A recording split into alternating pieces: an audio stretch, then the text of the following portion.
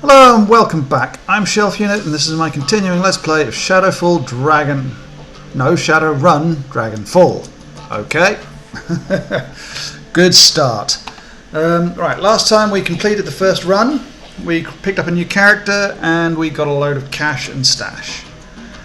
What have we got? I've got over 1900 in cash. Apparently I just realised I have these 9 karma. I did not realise that I got so much karma. I shall sort that out in a bit. So let's move on and talk to Blitz. Blitz, look up your approach. The table beside him is littered with cigarette butts and a data jack cable dangles from a portable terminal set up by his side. Just checking in. You doing alright? His smile widens. Great, Chief. I'm doing just great. It's real nice to be able to wind down and relax for a change. No more worrying about this gang or that gang sneaking behind me and slipping a knife between my ribs. He slaps the table with a grin. It's a good change, Chief. Gotta say. Glad to hear it. Happy to have you on the team. Of course you are. He gestures at himself with a flourish. What's not to be happy about? Catch you later, Blitz.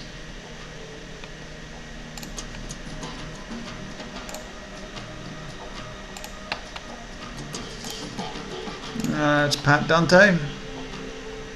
You look down to see a pair of bright eyes set into a scruffy looking face. A scruffy face looking back up at you. Monica's old dog. Aww. It's petting. Woof.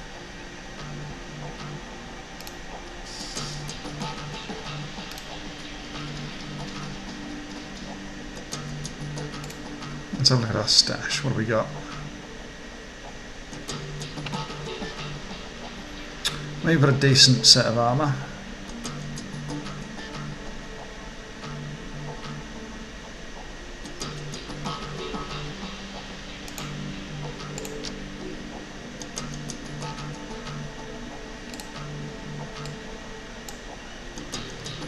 Now I want this medkit in there. Okay. And let's talk to Mr. Amsel.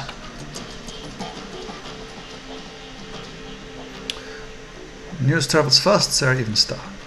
Seems a small group of well-armed assailants entered the Castle House Hotel earlier today and cleaned house, so to speak. He believes the tale. The controlling gang was eliminated down to the last man. Then the assailants strode calmly out the front door, leaving a rather interesting power vacuum for the residents of Dragonkeep in their wake.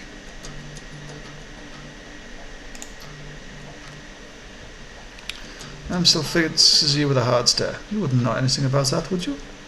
Excellent, I can academic it.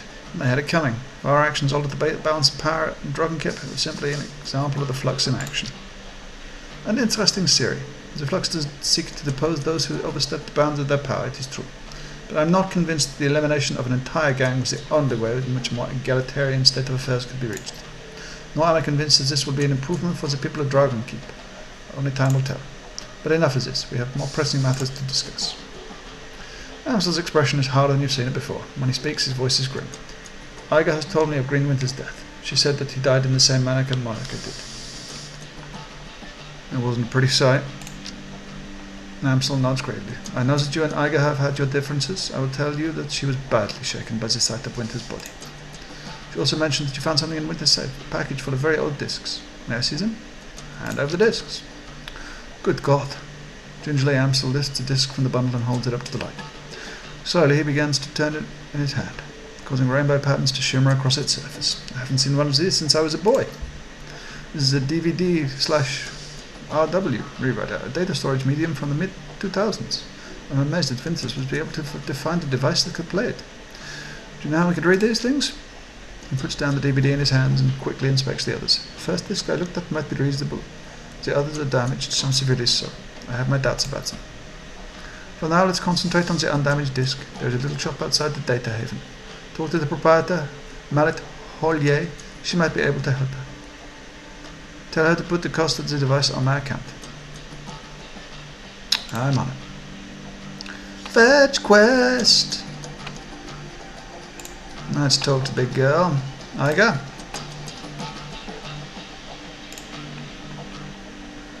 Iga turns to face you. There's a pained look on her apology. Look, I owe you an apology. I'm listening.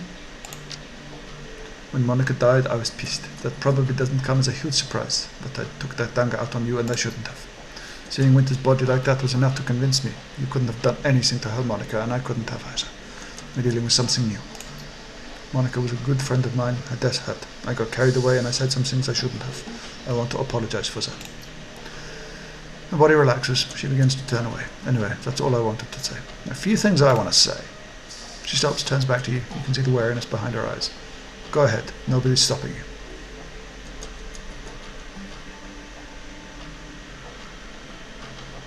You're a valued member. I'm going to be nice. Because let's be fair. It's better to have her than not have her.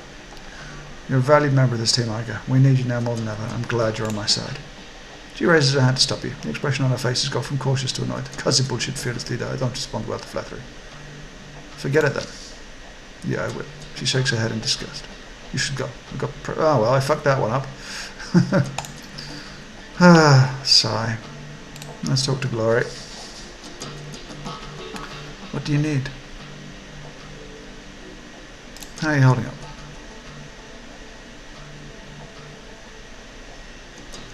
Don't worry about me. I'm solid. Sure, you look like you're a million miles away. I'll be with you when it counts. Right now it doesn't. Talk to you later.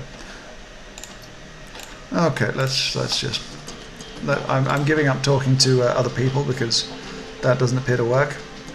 Let's see if we can level up ourselves now.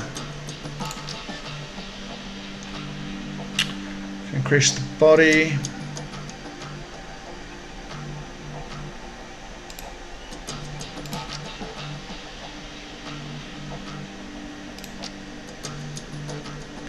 For that I need to increase my quickness.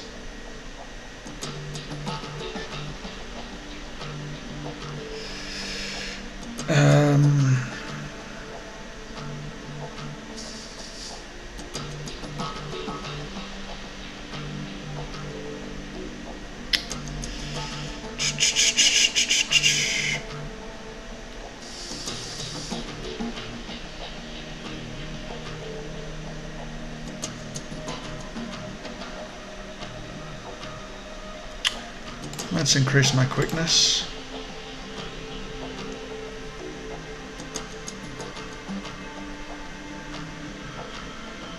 And should I do my dodge as well?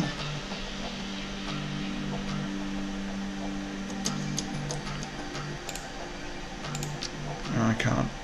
Oh, I'm going to wait for that. I'm going to increase my quickness though. I mean, 5 quickness is pretty good, I think. Okay, let's head out.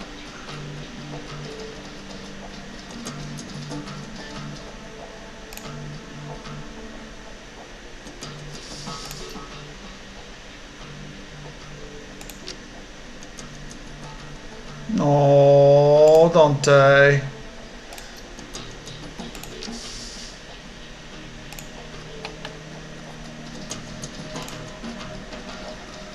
Am I going to bring Dante with me? I am.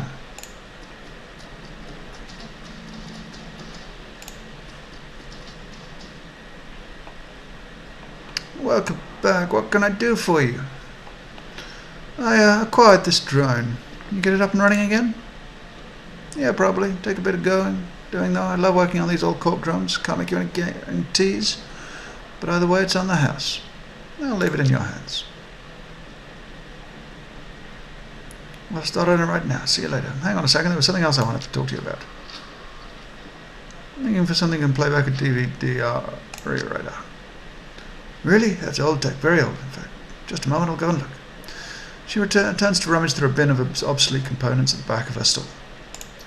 Ah, yeah, here we are. The dwarf wrestled a mid-sized flat-screen display out of the bin. This display is old enough. Hookups to connect to a DVD player. RCA, you know, vintage. Player itself... Excuse me, though. This I do not have. You may wish to try your luck down at the junkyard. There's a scavenger there, a primitive man with a crude disposition. Anyone here in the cruise bar can help you find your DVD player, he can. But he'll almost certainly attempt to overcharge you for it. She takes a deep breath and smiles up at you. But you're not here for gossip. Shall we conclude our business? I could give you the display for, say, 200 yen. Paul Amstel said to charge it to his account. Ah, very well. I'll have it packaged up and delivered to Herr Amstel straight away. Best of luck finding your DVD reader. Wish you well. So we've got to go and locate our DVD reader now.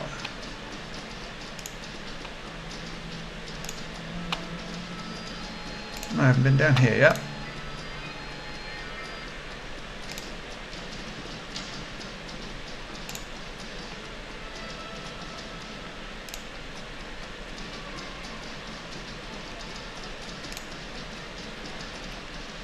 Let's have a talk to Kami. She tips an invisible hat. Hey there, remember me from the cafe? Name's Kami. Looking for something? Depends. Anything I should be looking for? She titters. Volunteering information? That's bad for business. Unless the Altak wants me to tell you something, but that's rare. I'm just his ears and hands outside of the cafe. He's got enough of his voice all by himself. What's the story between you and Altak? She grins and winks like lascivious, a word that I can't pronounce. Lascivious, a word at you. Oh, Shelley, you've guessed. Lucky bastard. She chuffs loudly. You wish. If you're really curious, though, I'll tell you all about it sometime. Right now, though, I have some errands to run.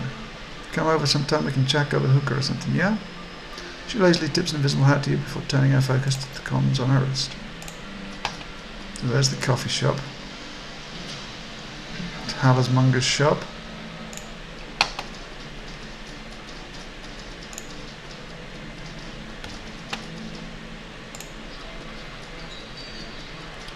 Okay.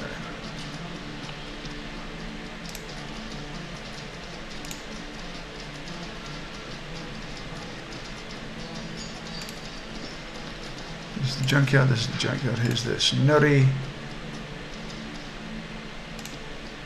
Metbach. Come on. Welcome back, babe. You need some weapons, some ammunition maybe? Have cash? No, I need weapons. Show me the goods. Okay, let's go shotguns. What can I get? Can I get anything really cool?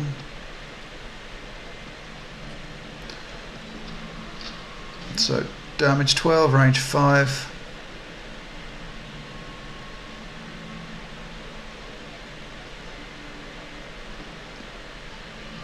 That's capacity 2. It's a grenade launcher. Hell. Outfits. We've got that. Consumables. Exit. No, nothing of interest.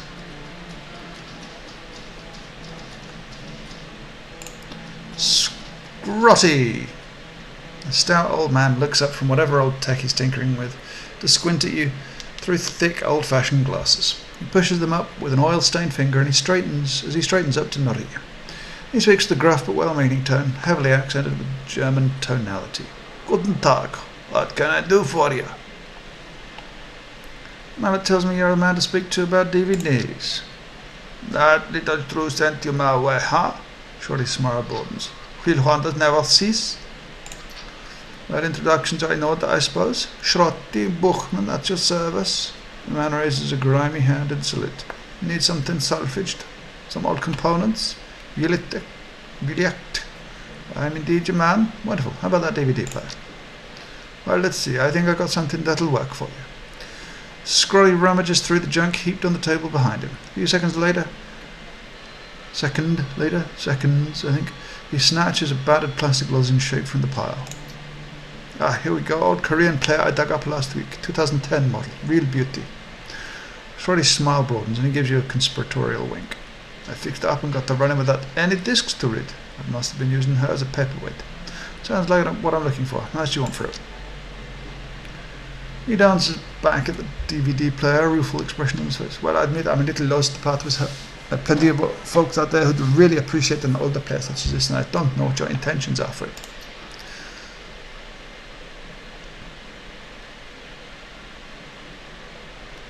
I suppose given the time and trouble I took putting it back together, I'd be willing to part with her for, let's say, Scotty's eyes dark over your gear, an expression on it. calculated expression on his face. No, it's mean. But 500 million? Oh. Scotty blinks a bit with surprise, but his beard betrays no movement in his face. Yeah, just... Alright there, friend. He picks up the ancient device from the table gingerly and presses it into your hands. Plastic is scuffed and worn, rattles a bit when you move it. Hell of a deal. Anyway, I'm happy knowing that she's going to see some use again. Give her some good use, okay? Oh, that's painful. That's really painful. Hi, Dante.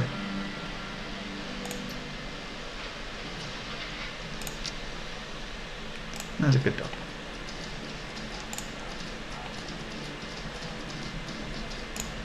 Who are you? I remember you, but I can't remember you. Zach Flash. Nope, can't be asked.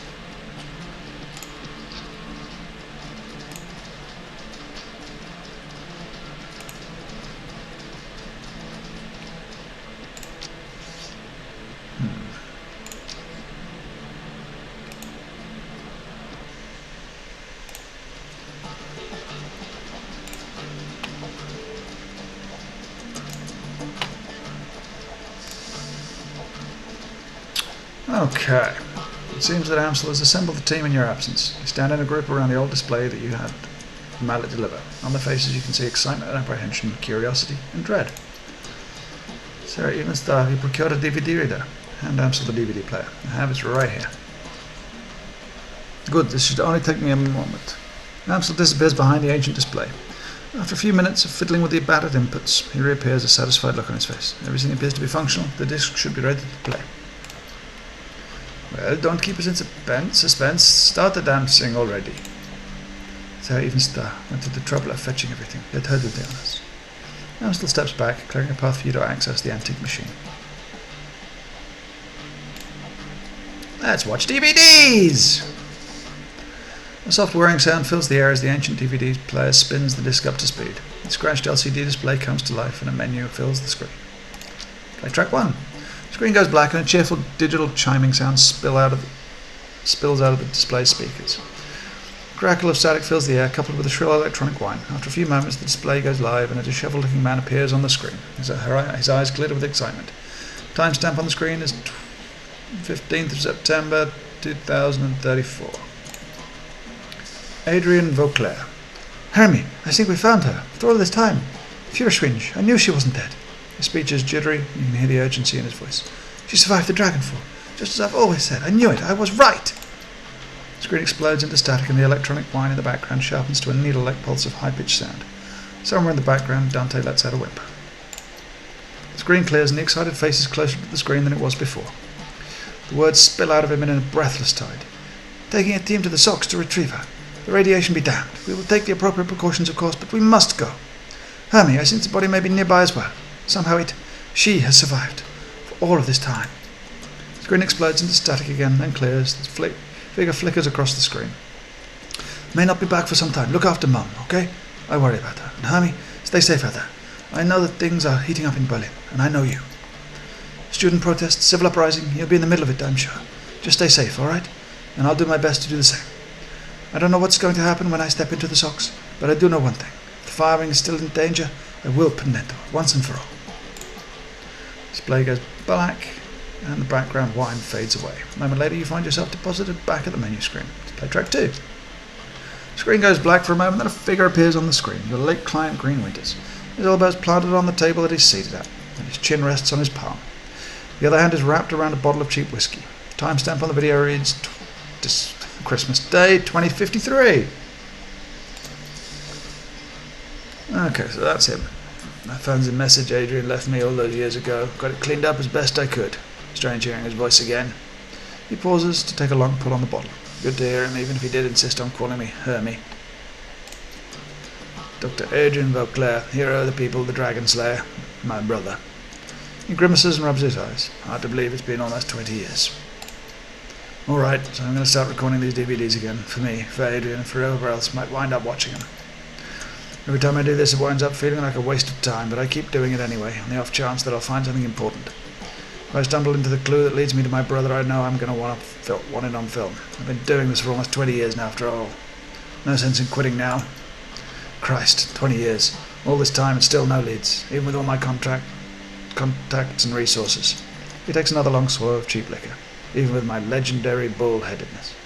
I've made no progress at all. I haven't turned up a single goddamn thing. Want to hear something funny? The closest I've gotten to a clue was a rumour. Apparently a team emerged from the Sox a while back. Nobody's clear on the date, but get this. He leans into the camera and gives a conspiratorial wink. Supposedly they vanished without a trace. He upends the bottle, drains it, slams it back down onto the table. His eyes are rimmed with red. Not much of a rope, considering I already know that you're gone, big brother. I live with that every day. Abruptly, Winters leans forward and reaches for the something off screen, and the display goes black. A few seconds later, the main menu returns. Track 3! The grinding sound from the DVD tray, and Green Winter's image appears on the screen. There's an eager look on his face. Okay, so this is 12th of October 2054. Stumbled on this archival footage of Swing's original attack months before the Dragonfall. Easy to forget how devastating it was. Adrian saved a lot of people by bringing her down. I've got all the footage queued up to play. Starting it now. Additional comments to follow. Excuse me. The slow whir of the DVD player shifts to a high-pitched whine. A distorted, wavering image blooms into being on the screen. Timestamp in the upper right corner of the screen marks the date. July 6, 2012. Huh. Oh, this is awesome. That's very well done. Good job, guys who made this. It's difficult to make out what you're seeing at first. The scene is dark and smoky, and the telltale flashes of emergency vehicle lights flicker on the periphery of the screen. The camera pushes in and you can make out the two figures standing in a ruined landscape. All at once, the sound cuts in. Again, for those of you just joining us, we're coming to you live from Stolberg. A few hours ago, the Dragon Swing launched an unprovoked attack on the Sleepy Hollows mountain town, and you can see the results behind me. Fire, ashes, and blood. We are joined tonight by a survivor of this latest and most horrifying attack. The reporter turns to face a pale man standing behind him. Sir, I understand that you've been through a terrible ordeal. Thanks for taking the time to speak with us tonight. Survivor. The camera switches to focus on a middle-aged man with a haunted look in his eyes. He stands without a reply. Yes, of course. If you could, sir, would you please tell the people at home about your experience of the attack? It was horrible, just pure chaos. So many people are dead, people I knew, roasted alive or trampled to death trying to escape. It was just like Game of Thrones. My own house was burnt to the ground during the attack. My family, we have nothing now. You all made it through the attack, though? Your wife, your kids? Yeah, we all made it, thank God. We rode out the attack in a small shelter, me, my wife, and our 2 daughters. The shelter had protected us, but the heat was just unbearable. We couldn't have stayed here much longer than we did. How long were you holed up in there? 3, maybe 4 hours, I don't know. We just stayed inside until the heat died down and the screaming stopped. And what happened after that? When it was over, when the air cooled down. And the reporter nods and the man continues. We stepped outside. There was nothing left. Just smouldering wreckage and the dense cloud of black, oily smoke. And the stench in the air. God, that smell. It smelled like roasting meat. There's a long pause. From the tortured look on his face, you can tell the man is struggling to decide whether or not to continue speaking. Eventually, he does. My girls, they found what was left of their nanny outside. Her body, what was left of it, was slumped against the sheltered door. I keep telling myself that I couldn't hear her pounding to get in, but that isn't true. I could. I just couldn't bring myself to open that door. I couldn't risk my family like that. Not for her, not for anyone. Thank you, sir, for taking the time to speak with us. Yeah. You heard it here. An absolutely chilling account of tonight's attack. Again, the town of Stolberg has been reduced to ash, another victim of the Firewing. Stay with us for more up-to-the-minute reporting on Fierschwing's reign of terror. Greenwinter's face reappears on the screen.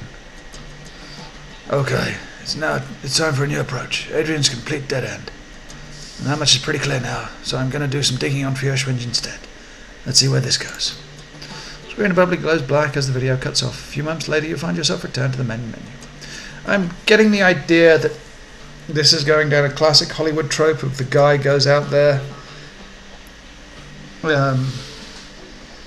meets the dragon, wants to kill it, ends up being convinced not to kill it. There's a big cover-up, the dragon's still alive, This guy's possibly still alive. And in the end, we'll have to end up killing the dragon. Or something worse. Sigh. Track 4. DVD player ramps up to speed, filling the air with a shrill whining sound. Green Winter's image appears on the screen. Halloween 2054. Well, that was a burst. Little progress on Fure Swinge either. He shakes his head. I don't know, it's weird. The information is there, it's just wrong somehow. Too well laid out, too simple. Real life is messy, and this feels a little just too neat. That's not the only thing that's nagging at me. I'm getting that tingly feeling all up and down the back of my neck again, like it feels like I'm being tracked. I'm no Matrix hotshot like Clockwork or Schaefer, but I'm good enough to know when someone's on my scent. Got to install some new security measures. Can't be too careful. When his image disappears, the display goes blank. The display goes blank for a moment, and the face of Green Winters winks onto the screen. He's seated at the computer. Off to his left, the enormous monitor fills the screen. His voice enters an edge of panic. Stamp on the video reads 9th of November 2054. Christ, I'm getting too close to something. There's a trail of bodies and there have been disappearances. Gearbox, Marcy and Peregrine, they've all disappeared within the last few years. Gearbox just went AWOL yesterday. And they were all making the same sorts of inquiries about the firewing that I've been. There are ghost stories spreading around the Deckard community. Stories about Deckers disappearing and then showing up again later, but wrong somehow. Scary stuff, and I'm starting to think it's true. Blitz leans in to whisper to you. I know what the stories you're talking about, Chief. Never really put much stock in them, not until now. Could these rumours be related to what's happening here? Am I being paranoid? He pauses for a moment as if seriously considering the question, and then he shakes his head and slams his fist on the table. No, I don't think so. Something big is happening here, and I'm right in the middle of it. Iger cuts in. That's a bit of a leap.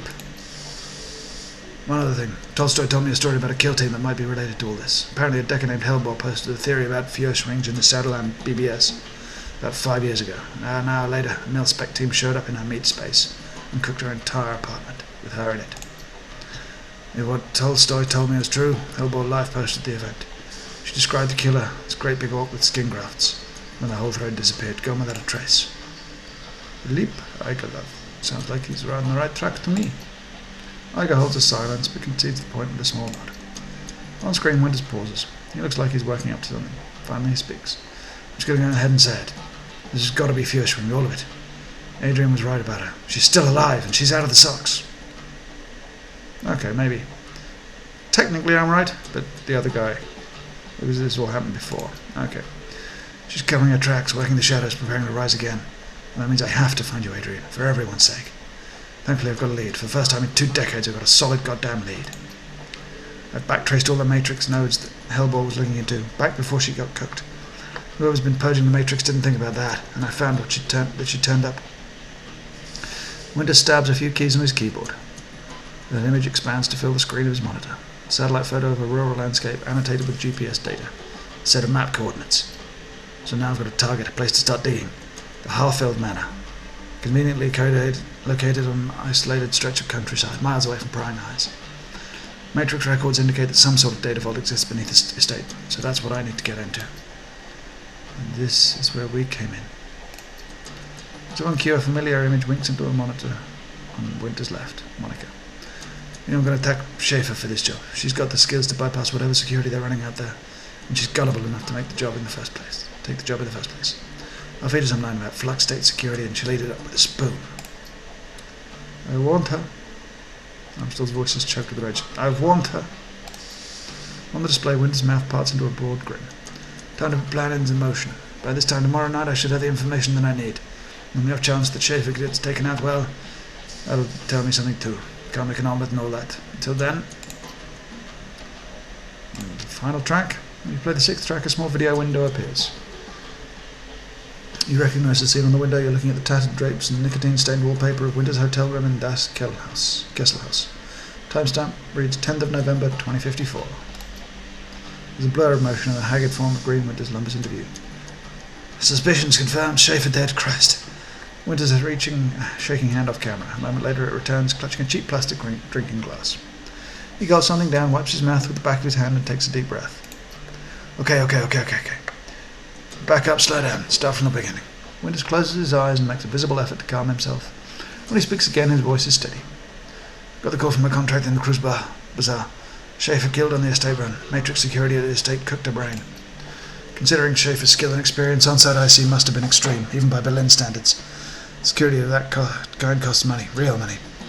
Given the evidence uncovered so far, corporate involvement unlikely. Connection to the fire wing is too strong. Let's come right out and say it. The dragon is what we're dealing with here. And smart money says that she's coming for me next. Well, I won't go down without a fight. Still got my contacts and still got my connections. And the flux state could be a hell of a weapon for a man who knows how to manipulate it. Winters takes another long pull from his glass. Grimaces and swallows. Time for me to make my play. Ghost stories are no. Missing deckers are no. I've got to jack into the matrix and start pulling strings. Countermeasures I installed earlier should be in more than enough to keep me safe for the 20 minutes I'll be in there. Winters drains the rest of his glass, then tosses it back over his shoulder. A moment later you hear the dull, clattering sound of hard plastic on lino. Schaefer's death was tragic. She was a staunch supporter of the F-state. Still, all things considered. Winters flishes for something off screen. A moment later, with his hand reappears, clutching a data jack cable. Better her than me. He plugs the cable into his head and the screen cuts to static. As your finger nears the eject button, the black screen cuts in over the static. A moment later, Green Winter's haggard face appears. If you're watching this, then I guess they caught up to me. They'll be after you too now. Blitz whispered into your ear again, more harshly this time. What the hell is that? Why didn't you warn me about this before I came in here now?